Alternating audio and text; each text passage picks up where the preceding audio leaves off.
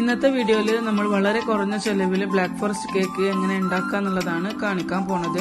കൂടെ തന്നെ നമ്മൾ ഇതിന് മെഷറിംഗ് കപ്പും അതുപോലെ ബീറ്റർ ഓവൻ ഒന്നും യൂസ് ചെയ്തിട്ടില്ല. വെറും ഒരു മിക്സിയും അതുപോലെ കുക്കർ ഉപയോഗിച്ചിട്ടാണ് ഇന്ന് നമ്മൾ ഈ സ്പോഞ്ചി ആയിട്ടുള്ള ടേസ്റ്റി ആയിട്ടുള്ള ബ്ലാക്ക് ഫോറസ്റ്റ് കേക്ക് ഉണ്ടാക്കുന്നത്. മെഷറിംഗ് കപ്പോ ബീറ്ററോ ഒന്നും ഇല്ലാണ്ട് വളരെ സിമ്പിൾ ആയിട്ട് എങ്ങനെ ഒരു കേക്ക് ഉണ്ടാക്കാന്ന് ആലോചിക്കണവർക്ക് ഒരു ഹെൽപ്ഫുൾ ആയിട്ടുള്ള ഒരു വീഡിയോ ആണ് ഇന്നത്തേത്. ഇന്ന് നമ്മൾ കേക്ക് ബേക്ക് ചെയ്യണത് ഒരു കുക്കറിലാണ്. അപ്പം ആദ്യം തന്നെ ഞാൻ കുക്കറിൽ കുറച്ച് ഓയിലും തേച്ചിട്ട് ഒരു ബട്ടർ പേപ്പർ ഇട്ട് വെച്ചിട്ടുണ്ട്. ബട്ടർ പേപ്പർ ഇല്ലാന്നുണ്ടെങ്കിൽ നിങ്ങൾക്ക് ഇതിന് പകരം ഓയിൽ തേച്ചിട്ട് ജസ്റ്റ് മൈദ ഒന്ന് ഡസ്റ്റ് ചെയ്തെടുത്താലും മതിയാവും. കേക്കുകളുടെ കാര്യങ്ങളൊക്കെ മെഷർ ചെയ്യാൻ വേണ്ടിയിട്ട് ഞാൻ ഇതുപോലെ ഒരു ഗ്ലാസ്സാണ് എടുത്തിട്ടുള്ളത്. ഇങ്ങനത്തെ ഗ്ലാസ്സൊക്കെ നമ്മുടെ വീടുകളിലുള്ള സംഭവം തന്നെയാണ്. ഇനി ഇത് പകരം നിങ്ങൾക്ക് സ്റ്റീൽ ഗ്ലാസ് യൂസ് ചെയ്യാം. പിന്നെ ഞാൻ ഇതുപോലെ ഒരു സ്പൂൺ യൂസ് ചെയ്യുന്നുണ്ട്. അപ്പം നമ്മളൊരു കാര്യം ശ്രദ്ധിക്കേണ്ടത് എന്താ വെച്ചാൽ നമ്മൾ ഏത് ഗ്ലാസ്സിലാണോ മൈദ അളന്നെടുക്കുന്നത് അതേ ഗ്ലാസ് തന്നെ ആയിരിക്കണം ബാക്കിയുള്ള കാര്യങ്ങളും മെഷർ ചെയ്യേണ്ടത്. അത് മാത്രം ഒന്ന് ശ്രദ്ധിച്ചാൽ മതി. അപ്പോൾ കേക്ക് നല്ലോണം സോഫ്റ്റ് ആയിട്ട് വരും. ഇപ്പം ഞാൻ ഈ ഒരു ഗ്ലാസ്സിന് നിറച്ച് മൈദ എടുത്തിട്ടുണ്ട്. പിന്നെ കുറച്ചൊരു പിഞ്ച് ഉപ്പാണ് എടുത്തിട്ടുള്ളത്.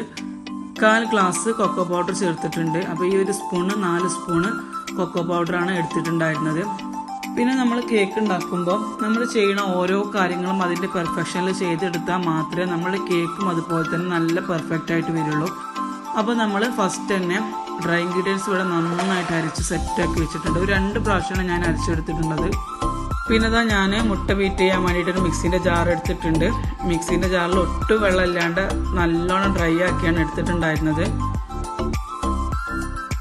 പിന്നെ ഇതിലേക്കൊരു 3 മുട്ട പൊട്ടിച്ച് വെച്ചിട്ടുണ്ട്. ഇതിൽ ഈ ഒരു സ്പൂണ് 1/2 സ്പൂണ് വാനില എസൻസ് ചേർത്തിട്ടുണ്ട് ഞാൻ. ഇനി നന്നായിട്ടൊന്ന് ബീറ്റ് ചെയ്യാം.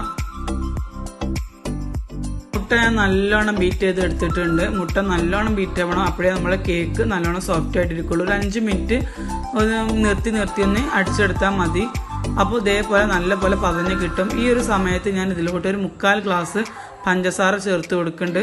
പൊടിക്കാത്ത പഞ്ചസാരയാണ് ഞാനൊരു 1/4 ഗ്ലാസ് എടുത്തിട്ടുള്ളത്. നിങ്ങൾ പൊടിച്ച പഞ്ചസാരയാണ് എടുക്കണമെന്നുണ്ടെങ്കിൽ നമ്മൾ മൈദ എടുത്ത അതേ അളവിൽ തന്നെ 1 ഗ്ലാസ് ചേർത്ത് കൊടുക്കാം.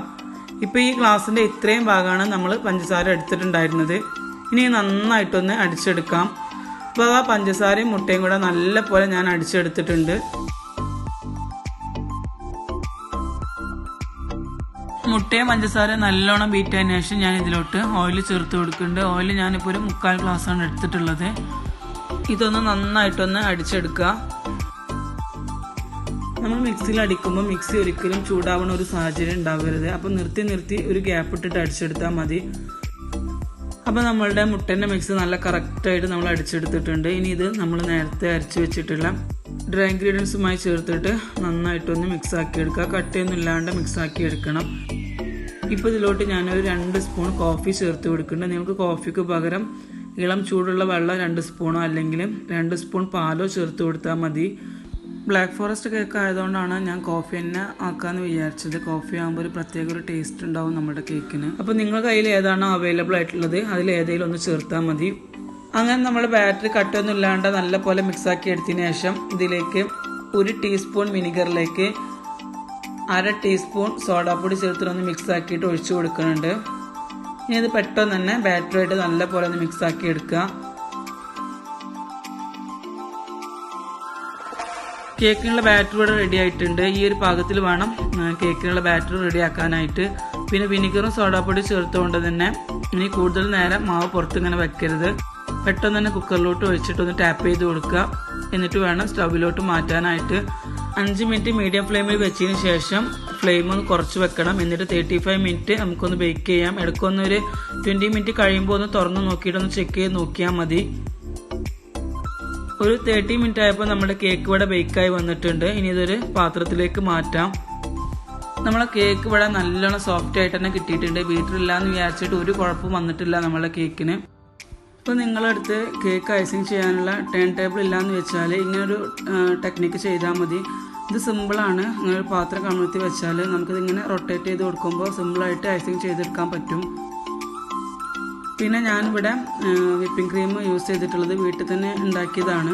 അപ്പോൾ ഇതിൻ്റെ വീഡിയോയും കൂടെ ഇതിൽ ഉൾപ്പെടുത്താമെന്ന് വിചാരിച്ചതായിരുന്നു. പക്ഷേ ഇതിൻ്റെ വീഡിയോ ഇതിൽ ഉൾപ്പെടുത്തിയപ്പോൾ വീഡിയോ കുറേ ലെങ്തായ പോലെ തോന്നിയിട്ടുണ്ടായിരുന്നു. അപ്പോൾ ഞാനത് പിന്നെ സെപ്പറേറ്റ് ആയിട്ട് തന്നെ ചെയ്യാമെന്ന് വിചാരിച്ചിട്ട് കട്ട് ചെയ്തതാണ്. അപ്പോൾ നമുക്ക് കേക്ക് ഐസിങ് ചെയ്യാനായിട്ട് തുടങ്ങാം. ഞാൻ ഒരു ഇത്തിരി വിപ്പിംഗ് ക്രീം കേക്ക് ബോർഡ്മേൽ ആക്കിയിട്ടുണ്ട്. എന്നിട്ടൊരു ലെയർ കേക്ക് വെച്ചിട്ട് ഷുഗർ സിറപ്പ് വെച്ചിട്ട് നന്നായിട്ടൊന്ന് വെറ്റ് ചെയ്ത് കൊടുക്കുന്നുണ്ട്. ഇതുപോലൊരു ബോട്ടിൽ നിങ്ങൾ ഷുഗർ സിറപ്പ് ആക്കണമെന്നുണ്ടെങ്കിൽ നമുക്ക് കറക്റ്റായിട്ട് തന്നെ എല്ലാ സൈഡ്സിലോട്ടും ഷുഗർ സിറപ്പ് ആക്കി കൊടുക്കാൻ പറ്റും. ഇനി ഞാൻ വിപ്പിംഗ് ക്രീം തേക്കുന്നുണ്ട്. അപ്പം ഇവിടെ മക്കൾക്കൊന്നും ഒരുപാട് ക്രീം ഇഷ്ടമില്ലാത്തതുകൊണ്ട് ഞാൻ ലെയറിൽ കുറച്ചേ തേച്ച് കൊടുത്തിട്ടുള്ളൂ. നിങ്ങൾക്ക് ഇഷ്ടമുള്ളതിനനുസരിച്ച് ക്രീം തേച്ച് കൊടുക്കുക. ഞാനിപ്പോൾ ഇവിടെ കേക്ക് 2 ലെയറായിട്ടാണ് കട്ട് ചെയ്തെടുത്തിട്ടുള്ളത്. നിങ്ങൾക്ക് 2 or 3 ലെയർ ആക്കാവുന്നതാണ്. പിന്നെ നമ്മളിതിൽ ബേക്കിംഗ് ടൂൾസും കാര്യങ്ങളൊന്നും യൂസ് ചെയ്തിട്ടില്ല. വളരെ സിമ്പിളായിട്ടുള്ള ഒരു രീതിയിലാണ് ഞാൻ ഐസിങ് ചെയ്തെടുത്തിട്ടുള്ളത്. എല്ലാവർക്കും ഒരേപോലെ യൂസ്ഫുൾ ആവുന്ന ഒരു വീഡിയോ ആയിക്കോട്ടെ എന്ന് വിചാരിച്ചിട്ടാണ് നമ്മളിന്ന് സിമ്പിളായിട്ട് ഇങ്ങനെ ചെയ്തിട്ടുണ്ടായിരുന്നത്. പിന്നെ ഇതിൻ്റെ സൈഡിലോട്ടൊക്കെ നമ്മൾ ചോക്ലേറ്റ് ഗ്രേറ്റ് ചെയ്തൊന്നും ആക്കി കൊടുക്കുന്നുണ്ട്. ഈ ചോക്ലേറ്റ് ഗ്രേറ്റ് ചെയ്തതിന് പകരം നിങ്ങൾക്ക് കേക്കിൻ്റെ മുകളിൽ നിന്നൊരു ചെറിയ പീസ് കട്ട് ചെയ്തിട്ട് ഇതേപോലെ പൊടിച്ചിട്ട് ചേർത്ത് കൊടുത്താലും മതിയാവും. നമ്മൾ റെഡ് വെൽവെറ്റ് കേക്കൊക്കെ ചെയ്യുമ്പോൾ അങ്ങനെയാണ് അത് ചെയ്യാറുള്ളത്. അപ്പോൾ അതൊക്കെ നിങ്ങളുടെ ഇഷ്ടം പോലെ നിങ്ങളുടെ ഐഡിയക്ക് അനുസരിച്ചൊക്കെ ചെയ്ത് കൊടുക്കുക.